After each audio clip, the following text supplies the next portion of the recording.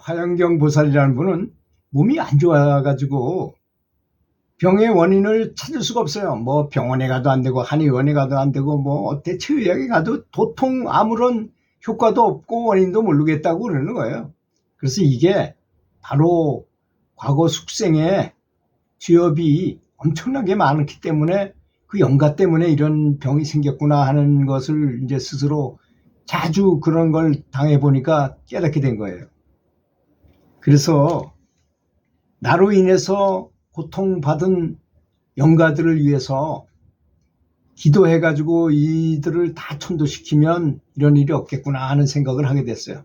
큰 스님들이 가르쳐주는 그 방식대로 그렇게 한번 해보자 이렇게 생각하고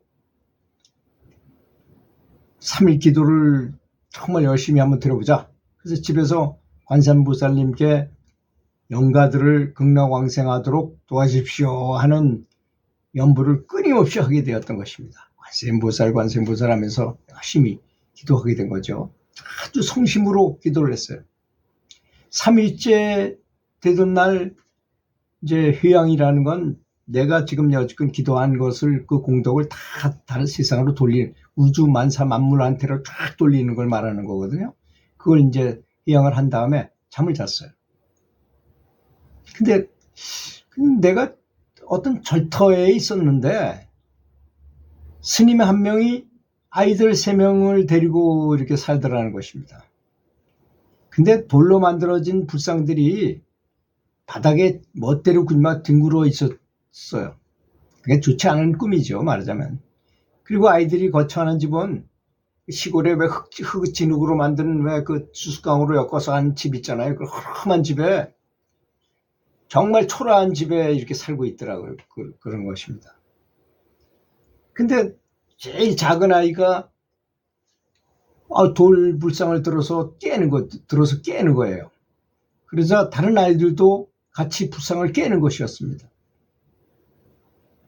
그래서 내가 그 인연아 보살이 말리면서 야 사탕을 줄 테니 불상을 깨지 말라고 살살 구실렀는데도 그러다가 잠이 퍼뜩 깼어요. 깨보니까 어떤 느낌이 받겠습니까? 내가 3일 동안 기도했지만 전혀 효과가 없었다는 걸 느꼈죠.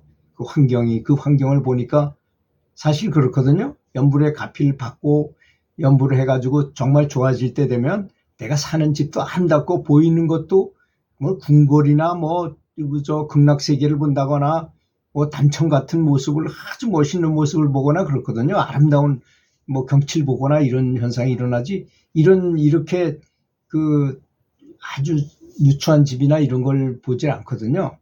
그래서 이 기도가 잘못됐구나. 아직 멀었구나. 내가 이 영가들을 천도하기 위해서는 내 잘못이 컸고 그 영가들을 위로하지 못했구나 하는 생각이 드는 거예요. 반성이 된 거예요. 그리고 관세음보살께 사탕을 올리면서 그 영가들이 그 사탕을 주는 걸 뭐 사탕을 좋아하는 기색을 보였기 때문에 사탕을 관세음보살 앞에 올리고 간절히 영가들을 잘 좀 돌봐주고 이들을 잘 좋은 곳으로 천도시켜달라고 기도했는데 정말 눈물이 너무나 많이 흘러내렸어요. 여러분 눈물 기도가 얼마나 효과 있는지 잘 아실 겁니다. 눈물을 흘려야만 효과가 있다고 봐도 과언이 아닐 정도로 눈물 기도는 거의 다 이루어진다는 말이 있잖아요. 그래서 이제 그 인연아 보살은 영가들이 이렇게 천도가 안 됐으니까 일주일을 다시 각오하고 정말 열심히 한번 영가 천도 기도를 한번 해보자. 그리고 항상 관세음보살 연부를 했어요. 평상시에도 아주 열심히 관세음보살을 하고 그리고 부처님의 가피를 기원하고 그리고 이제 일주일이 되던 날 기도 휴양을 제대로 우리 주변에 있는 우리 가족부터 사회부터 우리나라부터 우리 지구에 있는 모든 인류 그다음에 우주에 있는 모든 불보살님 모든 중생들에게 제가 작은 연부를 했지만 작지만 다 드립니다 하고선 회양을 했어요.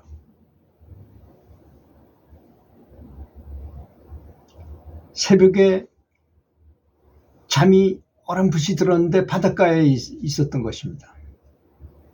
근데 하얀 옷을 입으신 관세음보살님이 아주 엄청나게 큰 몸으로 동자 세 명을 데리고 나타나셨어요. 동자들은 모두 몸이 금빛으로 빛났어요. 그리고 그 인연화 보살을 향해서 손을 흔들며 미소를 지었던 것입니다. 천도된 거죠.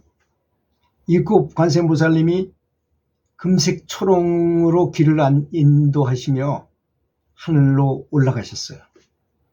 장엄한 모습이죠. 그 동자 세 명하고 같이. 동자들도 그 뒤를 따라서 하늘로 서서히 올라가는 거예요. 그 광경을 보니까 너무나 환희스러운 마음이 일어났어요. 이 인연화 보살이.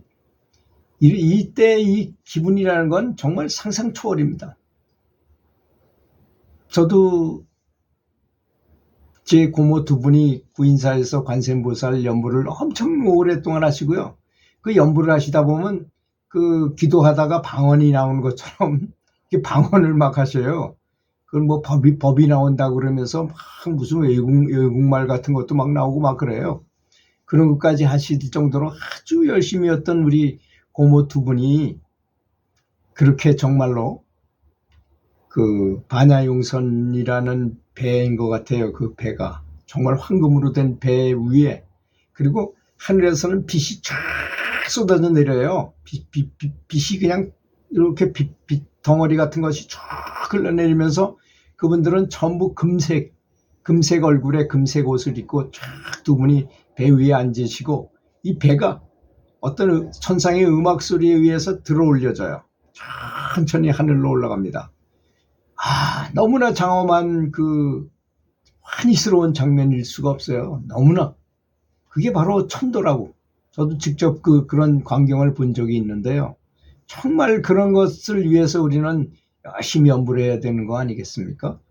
그래서 경지를 높여야만 그런 현상이 일어나고, 죽을 때 사람이 어떤 마음을 가졌냐에 따라서 어디로 가는지가 결정된다고 하니까, 우리가 연부를 이렇게 열심히 하는 이유 중에 큰 것 중에 하나가 뭐냐?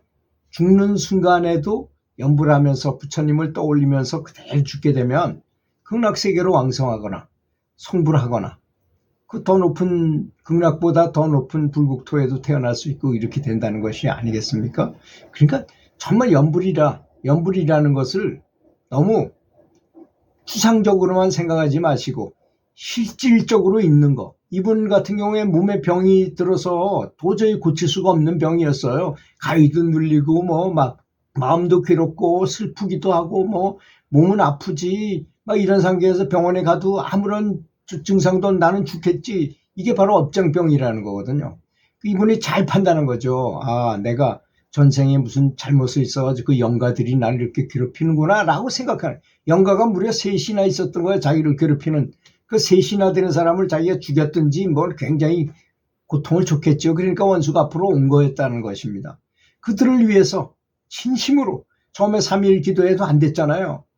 그래서 반성을 했어. 그 영가들이 나서 막 불상을 깨고 막 그런 걸 보고 나의 이 연불 공덕이 적었구나 해가지고 일주일 동안 더 정말 성실하게 최선을 다해서 관세음보살 연불을 했더니 나중에 이제 하얀 옷을 입으신 그 관세음보살님께서 나타나셔가지고 그 동자 3명을 황금빛에 빛나는 동자들 3명과 같이 쫙 하늘로 올라가는 정말 아름다운 모습. 그때 그걸 보는 것만 기분 좋은 게 아닙니다. 그 광경을 목격한 사람도요, 너무나 기분이 좋고 성스럽고 굉장히 진보가 된다는 사실을 알아야 됩니다. 그렇게 된 바람에 이분이 자기 몸이 어떻게 됐겠어요? 싹 고쳐지고 너무나 기분 좋고 행복하고, 이렇게 행복한 법피 선열 속에서 인생을 살게 되는 것이죠. 계속 이렇게 연불하시며 사니까 죽음이 두렵지 않게 되죠. 죽기 전에 일주일 전에 관세음보살님이 오셔가지고 너는 일주일 후에 사망을 한다. 뭐 이러면서 가르쳐 주니까 미리 준비도 할 수 있고 하나도 몸이 아플 사이도 없이 극락으로 왕생하게 되는 것이니까 전혀 걱정 없는 사람이 된다는 것이죠. 들어주셔서 감사합니다.